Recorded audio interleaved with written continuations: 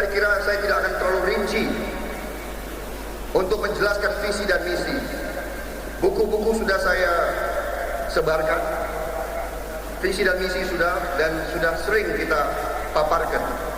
Tapi saya kira sebagai rangkuman inti masalah yang saya lihat dan yang tadi juga sudah dibahas oleh pembicara-pembicara sebelum saya, inti masalahnya bangsa kita ini yaitu adanya suatu keterpurukan, adanya suatu kejanggalan yang saya sebut di mana-mana the Indonesian paradox, paradoks Indonesia, kejanggalan Indonesia, negara yang diberi karunia oleh Tuhan Yang Maha Esa, kekayaan yang begitu melimpah, tetapi rakyatnya setelah sekian puluh tahun merdeka masih miskin, saudara.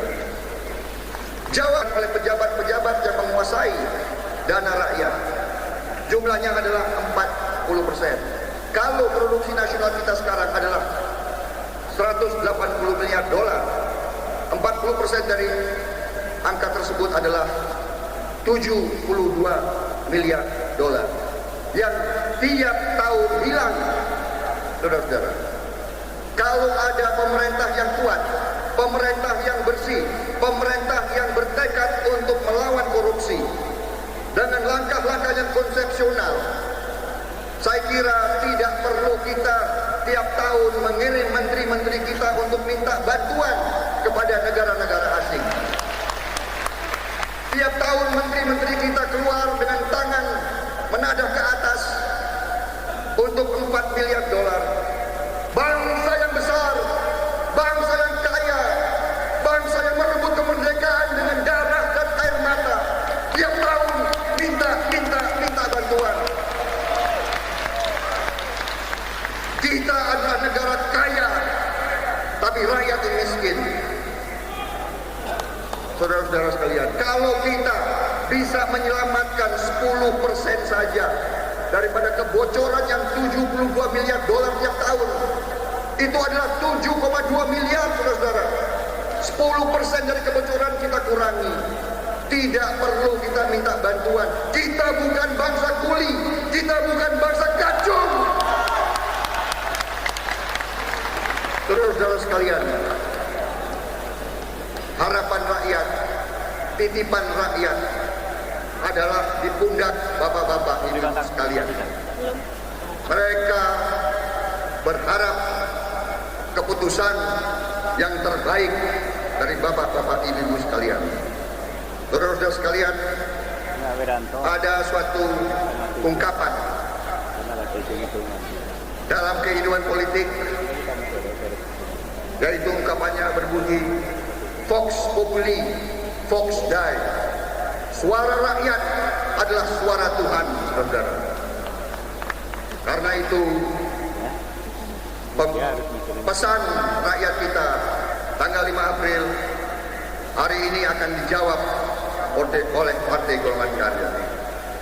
Apakah Partai Golongan Karya bagian daripada penyelamatan bangsa, bagian daripada kebangkitan kembali bangsa Indonesia, bagian daripada pembaharuan nasional, atau kita bagian daripada elit yang selalu mengecewakan rakyat Indonesia? Saudara-saudara, gak pernah ada kalah, saudara. Gak pernah ada kalah. Ada partai yang hanya 0, sekian juga sekarang kasar dipilih, akan saya dukung. Siapapun yang dipilih, kalau bukan saya akan saya bela, saudara. Dan sebaliknya, kalau saya dipilih, saya akan minta bantuan, dukungan, dan pembelaan dari mereka berempat semua, saudara. Kalau tadinya dari sekian puluh, kita adalah bangsa yang besar, bangsa yang terhormat. Janganlah kita mau menyerah. Janganlah kita hianati harapan orang-orang miskin yang sekarang ini berharap kepemimpinan yang baik. Mereka tidak ingin dipimpin oleh orang-orang yang maling. Mereka tidak ingin disebut bahwa bangsa mereka itu adalah bangsa korup. Mereka tidak ingin bahwa kita selalu tiap tahun dinilai bangsa paling korup di dunia. Mereka tidak ingin. Saya kira mereka tidak pantas dipimpin oleh orang-orang korup. Mereka berharap kepemimpinan yang baik. Mereka harap kepemimpinan yang bersih, dan saya yakin dengan kepemimpinan yang bersih, efektif, kita mampu menyelamatkan kebocoran-kebocoran tadi, sehingga kita mampu untuk kita beri yang layak kepada rakyat kita. Mereka mengharapkan, cita-cita mereka tidak banyak. Mereka berharap lapangan kerja yang layak, bisa menyekolahkan anak-anak mereka. Kalau sakit ada rumah sakit dan poliklinik. Mereka berharap keamanan. Itu saja yang mereka harapkan, saudara-saudara. Saya kira tidak terlalu panjang lebar. Solusi yang saya tawarkan sebetulnya tadi intinya secara rinci bisa disebut perlunya pemerintahan yang kuat, bersih, efektif, perlunya pemberantasan korupsi, perlunya reorientasi strategi ekonomi kita. Kita harus mampu menciptakan kemandirian ekonomi, saudara-saudara. Kita harus bisa berdiri di atas kaki kita sendiri, saudara-saudara, dengan mengendalikan devisa kita, menjaga devisa kita, dengan menjaga penghasilan-penghasilan kita, dengan reorientasi strategi pertanian. Kita perlu menciptakan lapangan kerja, kita perlu swasembada pangan. Saya tidak setuju dengan seorang menteri dalam pemerintah sekarang yang mengatakan bahwa bangsa Indonesia tidak mampu swasembada pangan. Saya tidak setuju, dan ahli-ahli pertanian sudah mengatakan juga itu tidak benar. Kita mampu swasembada pangan, saudara-saudara. Dan kalau saya mendapat mandat, kalau saya dipercaya, itu adalah salah satu program saya yang paling utama, saudara-saudara. Menghemat devisa, menciptakan lapangan kerja, dan menjamin swasembada pangan bagi 220 juta bangsa Indonesia, saudara sekalian. Saudara kontestan, Ketua DPD 1 Papua, Pak John Doni Ibu. Jadi saya kira memang dalam suatu demokrasi yang kita bangun, tentunya yang tercipta adalah apa yang disebut check and balance. Kalau dulu katakanlah kita dalam sistem eksekutif sangat kuat, sistem yang otoriter, legislatif itu ya selalu akan mengiyakan atau condong untuk mengiyakan apa kehendak eksekutif. Tapi dengan demokrasi yang kita bangun, terciptalah check and balance. Legislatif menjadi sangat kuat. Legislatif bisa mengontrol, mengendalikan eksekutif. Kalau eksekutif dipandang oleh legislatif melakukan kebijakan-kebijakan yang oleh legislatif dianggap tidak menguntungkan kepentingan nasional, maka legislatif condong akan memblokir. Nah, karena itulah, saudara-saudara, yang saya katakan peluang sejarah yang kita hadapi sekarang ini adalah bahwa Partai Golongan Karya menang dalam legislatif. Partai Golongan Karya adalah nanti fraksi terbesar dalam DPR RI, saudara-saudara.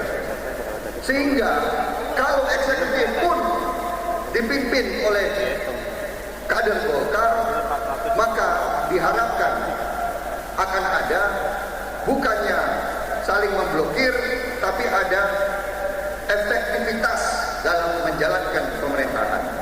Nah, sekarang tentunya kita mengerti hierarki daripada hukum. Yang paling atas Undang-Undang Dasar, kemudian produk-produk yang berjenjang, ya tentunya produk yang lebih rendah itu harus kalah terhadap produk hukum yang lebih atas. Saya kira itu sikap saya. Kalau saya sebagai mandataris, sebagai presiden, saya harus menjaga dan menjalankan ketentuan-ketentuan hukum, saudara. Ya, jadi saya kira itu jawaban saya kepada Pak Joni Ibo. Tadi dari Kalimantan Tengah, masalah Orde Baru, saudara. Saya kira rakyat kita sekarang sudah semakin dewasa. Rakyat kita jangan kita anggap bodoh. Rakyat kita tidak bodoh. Rakyat kita diberi hak, mereka sangat cepat mereka ambil keputusan. Jadi kalau kita ikuti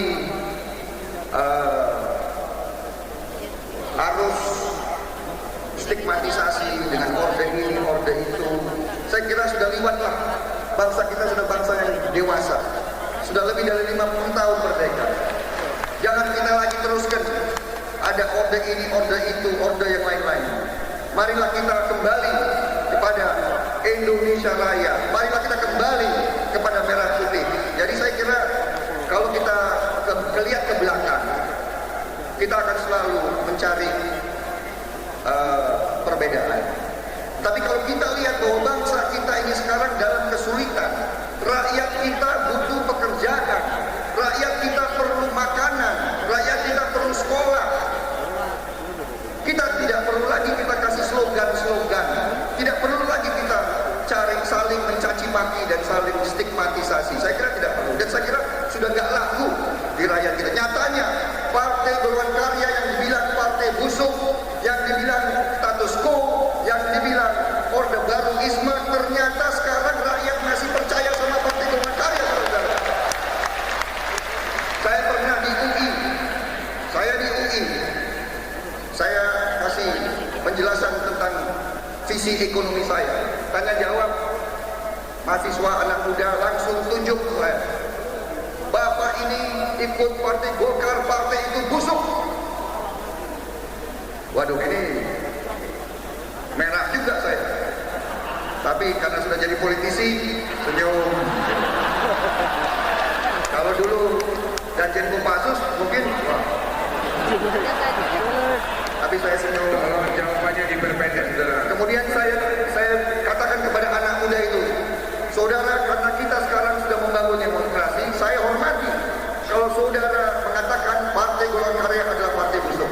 Nanti, karena ini sebelum pemilu, nanti saudara 5 April jangan coblos Partai Golongan Karya, jangan coblos nomor 20. Silakan, saudara punya 23 pilihan. Tapi saya katakan sebaliknya, kalau nanti jutaan petani, jutaan nelayan, jutaan karyawan, jutaan rakyat kita coblos Golkar, saudara harus menghormati saudara. Dan sekarang dia harus menghormati Partai Golongan Karya. Jadi saya kira Orba, Orni, Orku, saya kira nggak usah kita tidak ada masalah. Dan tidak perlu Golongan Karya malu-malu. 32 tahun tidak semuanya jelek, banyak dirasakan oleh rakyat, banyak hasil Orde Baru. Jangan kita malu bahwa banyak kekurangan. Golkar pun menyadari.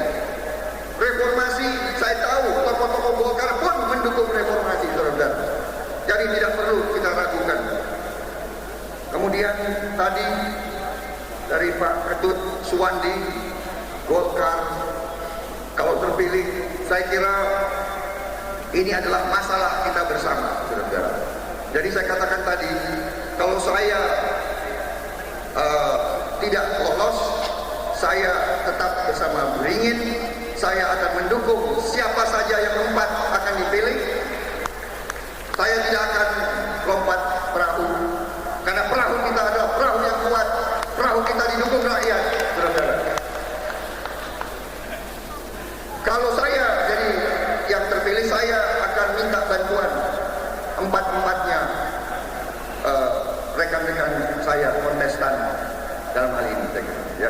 Jadi saya kira itu jawaban saya kira kalau golongan karya memberi alternatif yang baik kepada bangsa negara, saya kira nanti berbondong-bondong rakyat kita akan kembali ke beringin, berbondong-bondong mereka akan mendukung saudara.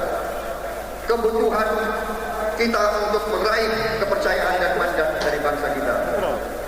Yang terakhir dari Kosgoro, apakah kalau saya nanti lolos, saya akan lebih memakai tim sukses daripada DPP dan Partai Golkar. Saudara-saudara sekalian, saya kira tim sukses saya kemampuannya sangat terbatas, saudara. Tim sukses itu adalah menurut saya sekedar perpanjangan tangan untuk menyampaikan visi misi dan untuk mencari dukungan. Tidak mampu mereka menjalankan suatu kegiatan politik berskala nasional, tidak mampu. Jadi mereka nanti hanya akan menjadi, saya kira, tambahan perkuatan. Tentunya nanti yang akan menjalankan seluruh kampanye politik adalah mesin politik Partai Golongan Karya, saudara. Ya. Jadi Bapilu Partai Golkar tentunya, Bapilu DPD 1, Bapilu DPD 2, saya kira tentunya akan jadi Bapilu kita, saudara. Saya kira saya hanya sekedar pembawa panji-panji golongan karya, bukan kita akan duplikasi DPP. Kita akan berinduk kepada struktur dan kekuatan yang sudah ada dan sudah terbukti mendapat dukungan dari rakyat, saudara. Ya, saya kira itu jawaban saya. Jangan khawatir, ya. Tim sukses saya itu hanya sekedar perpanjangan tangan. Saya kira sudah habis, Pak.